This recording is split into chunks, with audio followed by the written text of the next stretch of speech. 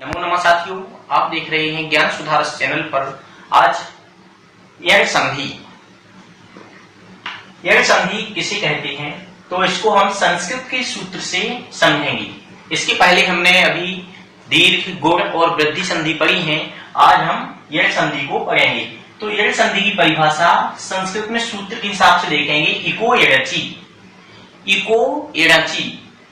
इका एण अची परे, अर्थात इक का यण हो जाएगा कब? अची परे। अची मतलब होता है स्वर, स्वर के परे होने पर, अर्थात ई उ री लिरी। बस इतना समझना। इक क्या है? इक है इक प्रत्याहार ई उ री और लिरी। इक का क्या हो जाएगा? यण हो जाएगा।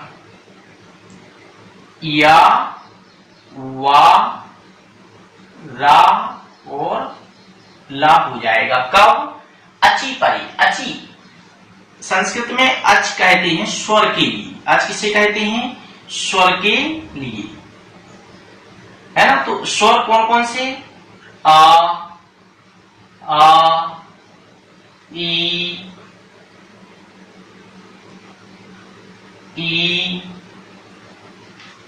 उ, री, ली,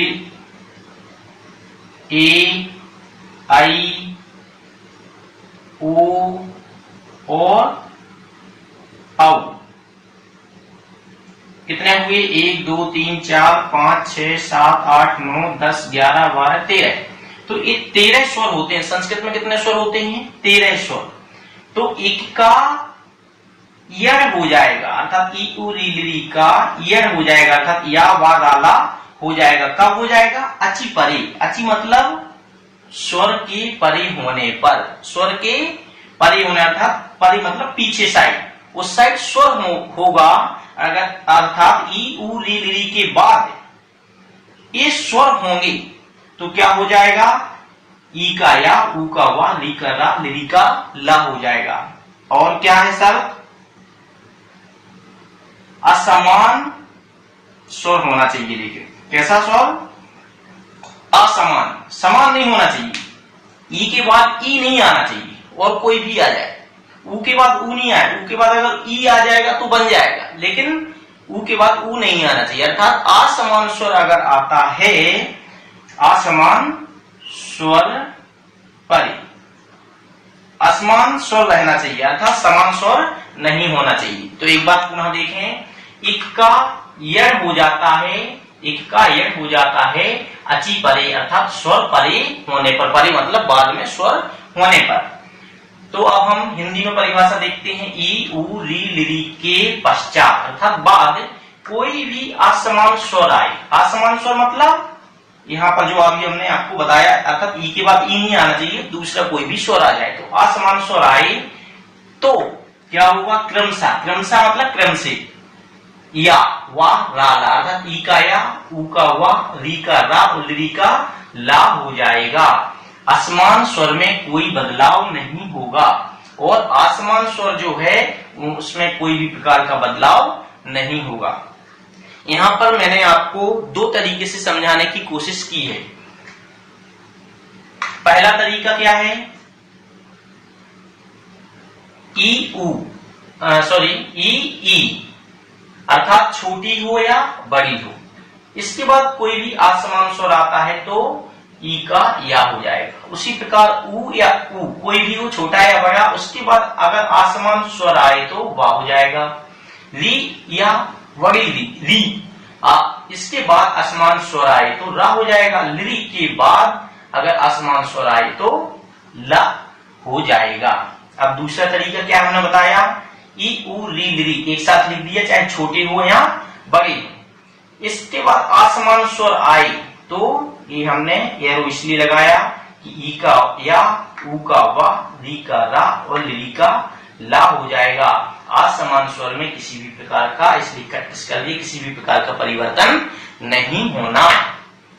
अब चलते हैं हम संधि को समझेंगे कि कैसे यह संधि हमें करनी है। चलिए तो इसको मिटाते हैं। और अगर साथियों अभी आपने हमारा ये चैनल सब्सक्राइब नहीं किया हो तो कृपया चैनल को सब्सक्राइब करके बेल आइकन दबाकर और लाइक बटन दबाना ना भूलें, क्योंकि आगे आगे मैं आपके लिए बहुत अच्छे अच्छे विषय लेकर आ रहा हूं। चलिए अब चलते हैं, हम इसके कोई उदाहरण देखें। उदाहरण के माध्यम से, उदाहरण क्यों देखे जाते हैं? कोई भी अस्पष्ट चीज को स्पष्ट करने के लिए हमें उदाहरणों की आवश्यकता पड़ती है। चलिए तो इधर हम देखते हैं इति प्लस अलम। एक उदाहरण, जरूरी नहीं कि यही उदाहरण आप लगाएं, आप भी अपने दिमाग से सोचकर नए नए उदाहरण लगा सकते हैं। इति प्लस अलम, ध्यान रखना इसमें एक साइड परिवर्तन होना है, इस साइड किसी भी प्रकार का परिवर्तन नहीं होना है, ठीक है, क्योंकि प्रथम साइड ही परिवर्तन होना है, असमान स्वर में किसी भी प्रकार का परिवर्तन नहीं होना। तो इधर अंत में क्या है? ई के बाद क्या है? असमान स्वर है क्या? हाँ, ई के बाद असमान स्वर है। तो अब हम क्या करेंगे, इसको जो शेष बचा है इति का इत, उसको इधर लिख देते हैं। अब असमान स्वर जो है उससे भी हमें कोई लेना देना नहीं है, लेकिन बस नियम शर्त है कि होना आवश्यक है। तो यहां पर हम अलम लिख देते हैं। अब सूत्र क्या कह रहा है? ई के बाद अगर कोई असमान स्वर आए तो ई का या हो जाना है, तो इसका हमने या लिख दिया। अब आपने संधि समझ लो बना ली। अब सिर्फ क्या करना, जोड़ना है। ई का ई, आधिता के बाद कोई स्वर है क्या? नहीं है, तो इसलिए यह आधाता आधा ही रहेगा, क्योंकि व्यंजन कभी भी पूरा स्वर की सहायता से होता है, तो ये आधाता आधा रहेगा। या के बाद स्वर है, हाँ ठीक है, तो या पूरा हो जाएगा। ला और मा, इत्तलम। ये हमने कौन सी संधि लगाई? यह संधि का पहला उदाहरण। अब हम जैसे चाहे कि इति प्लस ईसा लिख दो, इति प्लस ईसा, तो बताइए क्या ये संधि बन पाएगी? संधि तो बन जाएगी, लेकिन कौन सी संधि बनेगी? यह संधि नहीं बनेगी, दीर्घ संधि बन जाएगी। क्यों?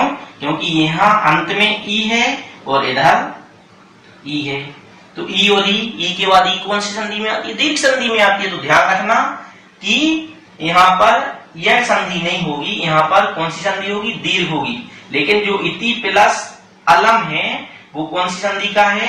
इति प्लस अलम जो है वो यह संधि का है, क्योंकि असमान स्वर आना चाहिए। ठीक है, अब छोटे आ का उदाहरण दिया, अभी हम बड़े आ का उदाहरण भी देख सकते हैं। इति प्लस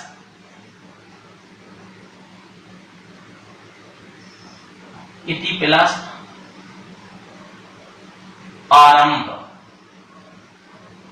इति प्लस आरंभ, तो क्या बन जाएगा? चलें इसको मिटाते हैं। ई निकाला, अब इधर क्या है? असमान स्वर है। चलिए ठीक, तो इसके बाद इत आरंभ, क्या करना है? ई का हम क्या करेंगे? ई का या हो जाएगा। अब जोड़ो, ई आधिता के बाद या है तो आधाता ही रहेगा, या के बाद बड़ा आ है तो बड़ा या हो जाएगा। रा आधमा और भा इत्यादि। तो संधि बनाना बिल्कुल सरल है। अब हम देखते हैं ऊ का उदाहरण। एक ऊ का उदाहरण देखते हैं, जैसे सु प्लस अस्ति। देखिए मैं इधर एक उदाहरण ले रहा हूं, जरूरी नहीं कि यही आप लें। क्या ले रहे हैं? सु प्लस अस्ति। अब क्या करेंगे?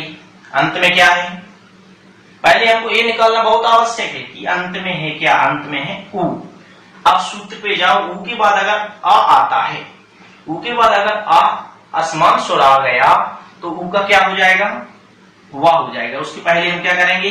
सु में से ऊ निकाला तो आधा सा बन गया। ऊ का इधर अस्ति लिख दो ज्यों का त्यों। अब ऊ का क्या हो जाएगा? असमान स्वर होने के कारण ऊ का वाह हो जाएगा। और अब इसको जोड़ दो, सा आधे वा में आ की मात्रा वाह, आधा सा और ती, स्वस्ति। तो ध्यान सूत्र अगर ये आप हमने जो तरीके बताए हैं, इसके फार्मूले बताए हैं, अगर आप इस तरीके से संधि करेंगे तो बिल्कुल कठिन नहीं है। एक ये भी तरीका अच्छा है, एक ये भी अच्छा है। इसमें सिर्फ इस तरफ का क्या होता है, बदलाव होता है, और उसी प्रकार इसमें भी इसी तरह ऊपर की तरफ बदलाव होता है। प्रथम साइड बदलाव होता है, द्वितीय साइड बदलाव नहीं होता। तो आप देखें हम तीसरा उदाहरण इसका,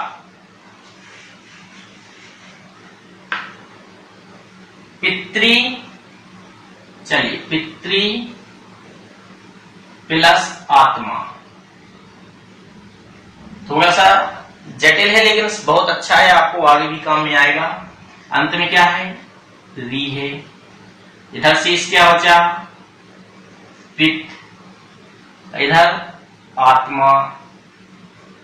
ठीक है, अब री के बाद अगर आ आए, आसमान स्वर आ गया तो क्या हो जाएगा, री का रा हो जाएगा।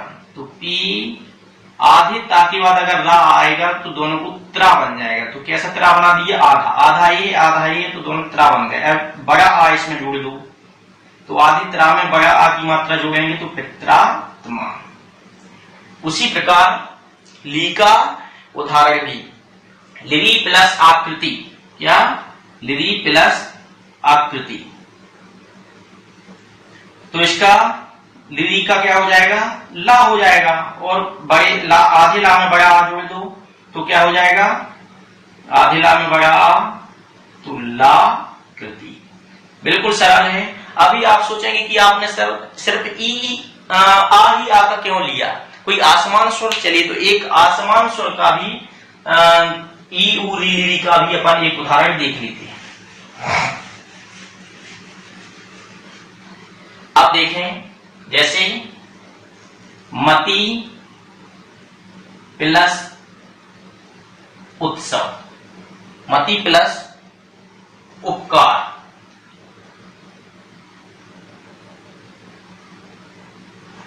अच्छे समझना, मति प्लस उपकार, अंत में क्या है, ई है। अगर ई के बाद असमान स्वर आए तो क्या करोगे, ई का या हो जाएगा। ठीक है, तो मत कहां से आया, इधर से ई निकाल दी तो ई हो गया, और मत यहां शेष बचा, तो मत इधर लिख दिया और इधर उपकार। अब इसको क्या करेंगे, ई के बाद अगर आसमान स्वर आए तो ई का क्या होना है, या होना है, क्योंकि सूत्र क्या बता रहा है, ई के बाद आसमान स्वर आए तो ई का या हो जाना है। तो ई का यहाँ पर या हो गया। आप जोड़ो, माँ का माँ, आधे ता के बाद कोई स्वर नहीं है तो आधा ही रहेगा, आधे या के बाद ऊ है तो ए आधा या, आधे या में ऊ जुड़ जाएगा तो मत्युपकार। इस प्रकार अभी आपने ये संधि के उदाहरण देखे। अब और भी उदाहरण आप अपने वहां पर बनाने की कोशिश करना। जैसे एक दो उदाहरण मैं आपको लिख के दे रहा हूं, आप बनाने की कोशिश करना। जैसे गुरु प्लस अर्थी, गुरु प्लस अर्चा,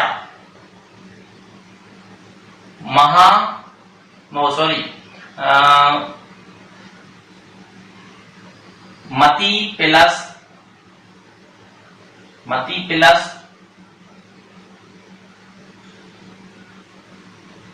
उपकार, मति प्लस उपकार। ये दो उदाहरण आप बनाने की कोशिश करना। अब आगे की वीडियो में अपन अयादी संधि को देखेंगे।